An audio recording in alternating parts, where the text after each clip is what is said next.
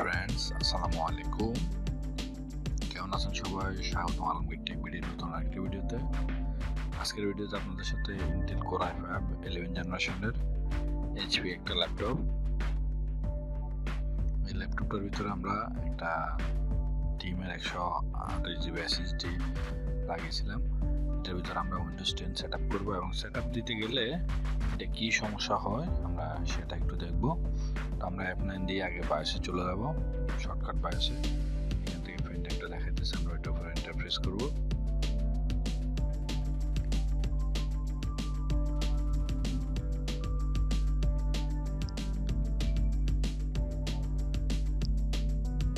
বন্ধুরা একটু অপেক্ষা করতে হবে, দেখেন বন্ধুরা করতেছে।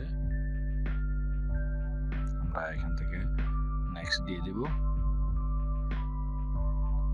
নেক্সটে ক্লিক করার পরে ইনস্টল নাও।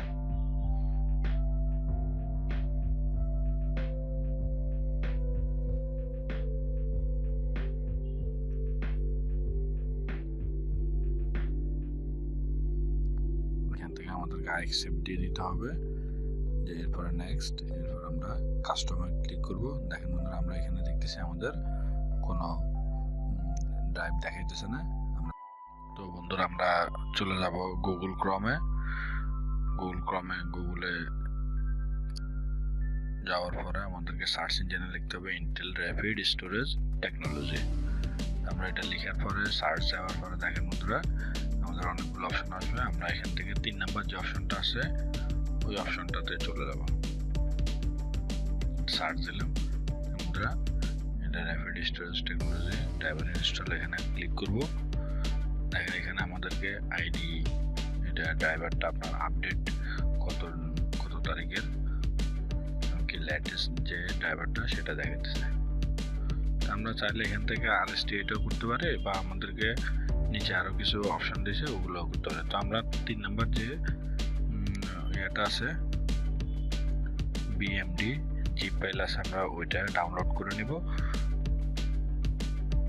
ডাউনলোডে ক্লিক করার সাথে সাথে আমাদের দেখুন বন্ধুরা নিচে এটা ডাউনলোড হয়ে যেতেছে। আমরা শো অলে দিব, এখান থেকে আমরা এটা দেখতেছি ডাউনলোড কমপ্লিট হয়ে গেছে। আমরা এখান থেকে এটা কাট করে এখান থেকে নিয়ে যাব বা কপি করে নিয়ে যেতে পারি। নিয়ে আমাদেরকে ডেস্কটপে একটা ফোল্ডার ক্রিয়েট করতে হবে। আমরা রাইট বাটন ক্লিক করে নিউ ফোল্ডার, এখানে RST লিখে দিব। লিখে আমরা এটা এখানে পেস্ট করে দিলাম বন্ধুরা। পেস্ট করে দেওয়ার পরে আমাদের যে কাজটা করতে হবে সেটাকে স্টাক করে দিতে হবে, স্টাক হেয়ার। আমাদের এটা ফোল্ডারটা বাইরে চলে এসছে, জিপ ফাইল ছিল এটা স্টাক করে আমরা বাইরে করে নিয়ে এখান থেকে ফাইলগুলো আবার কাট করে নিয়ে আমরা ফোল্ডারের ভিতরে RST যে ফোল্ডারটা আছে এটার ভিতরে রেখে দেব। এরপর উপর দুটো ফোল্ডার আমার আনতে দরকার নাই, জিপ ফাইল যেটা ওইটা প্রয়োজন নাই, আমরা এটা কেটে দেব। এরপর আমাদেরকে পেন টেপ লাগাই, আমরা পিসিতে পেন টেপটা লাগিয়ে দিব। আগে বুটেবল যে আমার ওএসটা আছে যে পেন টেপটা, ওই পেন টেপটার ভিতরে আমাকে অবশ্যই এটা ট্রান্সফার করে নিতে হবে। তো বন্ধুরা আমরা একটা পেন টেপ পিসিতে লাগিয়ে দিব। আমরা একটা বুটেবল পেন টেপ আছে, এটাতে উইন্ডোজ করা আছে, আমরা এটাতে সাইন টু বা কপি করে নিয়ে যেতে পারি। সাইন টু দিয়ে আমার পেন টেপটা দেখাই দিব।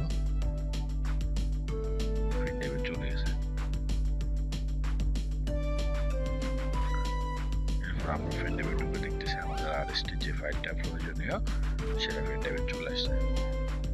এরপর আমরা মূল জায়গায় চলে যাবো। আমরা এখান থেকে লোড ড্রাইভার দিব, এখান থেকে ব্রাউজে যাব। ব্রাউজে গিয়ে আমাদের পেন টেপ যেটা আমরা বুঝতেছি আমাদের এটা পেন টেপের ফাইল, আমরা এখান থেকে RST যেটা সেটা দেখাই দিব। দেখেন বন্ধুরা RST ইয়ে করে আমাদেরকে ফোল্ডারটা দেখাই দিতে হবে। আমরা ফোল্ডারটা দেখিয়ে দিচ্ছি, দিয়ে এরপরে ওকে করে দেব। ওকে দিয়ে নেক্সট দিয়ে দিব।